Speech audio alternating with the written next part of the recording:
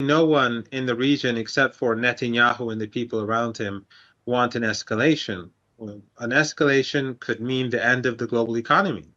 If the United States gets involved in any attack on Iran, have no doubt that the United States will be wiped out in Iraq, and U.S. bases in the Persian Gulf region will be destroyed, and those regimes that host U.S. bases will be destroyed. These are small regimes, very vulnerable, with oil and gas assets. If the Americans strike Iran, they will be responsible because they're hosting American bases. They cannot escape responsibility.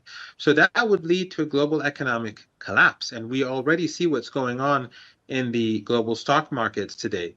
So the smart thing for the Americans to do is to be very careful about what they do. But Iran has in fact, Iran has no option but to strike at Israel, even though Iran does not want a regional war.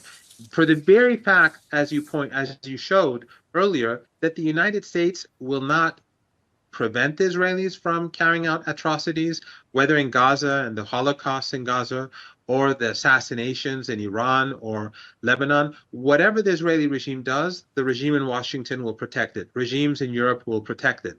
So it is for countries like Iran and the axis of resistance to punish the Israeli regime in order to stop the Holocaust, in order to stop the assassinations, because it's only these countries that can stop the regime. It's Iran, Iraq, Syria, Lebanon, and Yemen that are actively supporting the people of Palestine. And if they refrain from pushing back at the regime, then the regime will continue the Holocaust in Gaza until they've wiped out the whole population.